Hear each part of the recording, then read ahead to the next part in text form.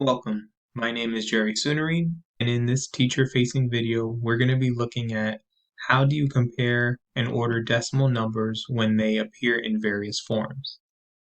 When we're demonstrating this to our students, I'm going to provide some key pieces of information that will help us with our students learning this concept.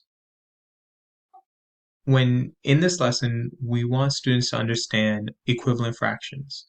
They are fractions with different numbers representing the same part of a whole.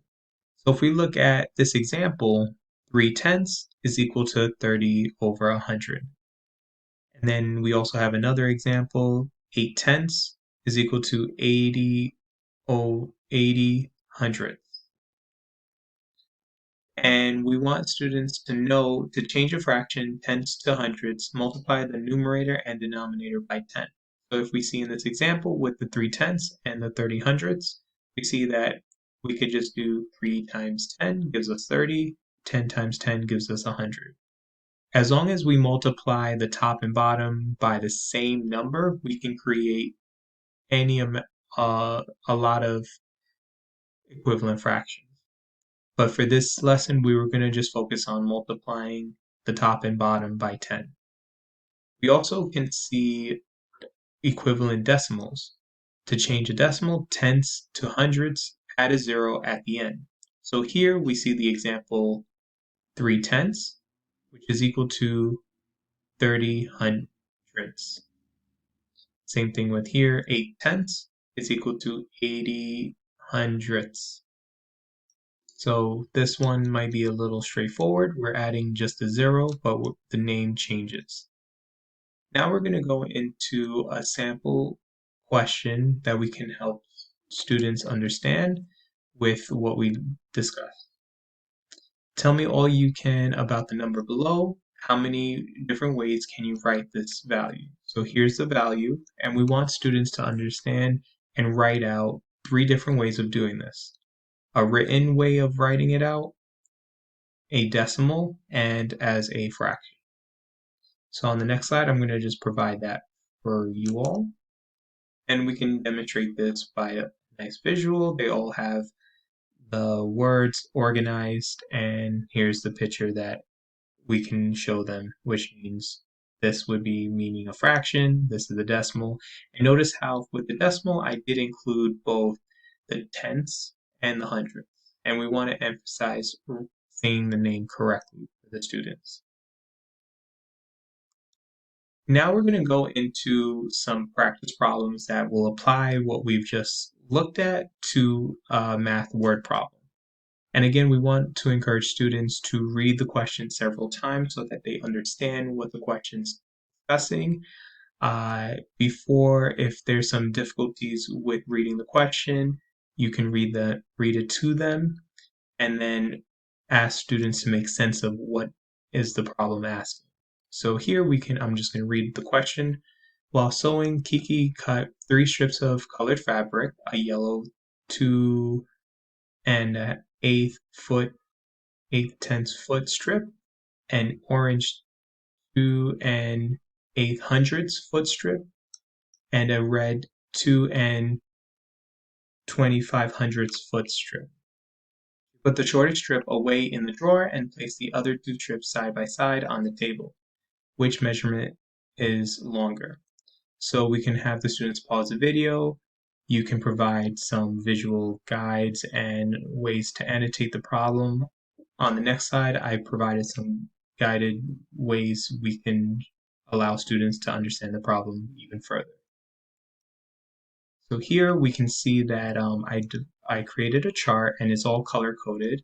We have the 3 different fabrics, yellow, orange, and red, and they're organized by the ones, tenths, and hundredths. We also can look at some key information in the problem by looking at, she put away the shortest strip away in the drawer. So we know that the orange strip is the shortest, so that we can remove this and allow students to understand that this strip is no longer present, and we have the yellow and the red. When looking at the remaining values, we can look at the tenths place and see that 8 is larger than 2. Therefore, the yellow strip would be the larger value compared to the red. And we can write our answer here. The yellow strip is longer compared to the red strip. We're going to look at some other examples. So here, arrange the decimal number flashcards in order from least to greatest. So notice how in these 6 examples, we see it written in multiple ways. We see it written out in words, some are in fractions, and some are in decimals. For students to help them understand and make sense of it, to really make this easier for them and to to utilize this, we can have them think about organizing it in a uniform way. So one way that I'm going to demonstrate that is on the next slide. So here I created a table. So here we can think about words, word representation, the decimal, and the fraction. And notice how in an example, I'll provide some words here. So when we look at the 2/10, I added the 0. So adding a 0 in the hundreds place does not change the original value. So we want students to understand that we can still add a 0 just so that we have 2 decimal places, and we're all thinking about hundreds. Here in the fractions, we can convert the tenths to hundreds. This gives students uniform value to compare numbers and gives them practice without moving between tenths and hundreds. So here if we see 17 hundredths, we leave that as 17 over 100.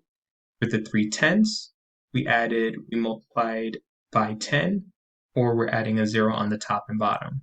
So we can practice that. And then for students, we can have them organize the numbers. Since they're all have the denominator of 100, this would be an easier way to think about which number comes least, but then think about which is the greatest value. We're going to look at another example. So here's another example we can use for practice for students. And I'll show you another way we can organize it. So here I did the same value again, so the same table and chart for these example problems.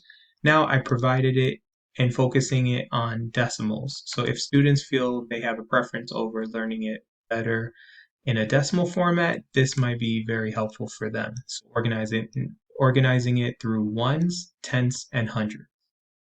And then there they can decide, we can help them focus on the tenths value, which would be the least value, then move on to the hundreds. Now we're going to go into summarization. So in thinking about how do you compare and order decimal numbers when they appear in various forms, here's some guidance that we can provide our students. Organize the numbers in the same form, i.e. the decimal or the fractions. So organizing all the numbers in a decimal format or a fraction can help students see numbers and compare them a little more easily, and then this will help them get into a little more advanced types of problems. We also want to convert tenths to hundreds in fractions, which we discussed earlier, as well as convert tenths to hundreds in a decimal, and we discussed that in the first slide. Hope this was helpful, and here are some examples that demonstrate that. Have a great day. Bye.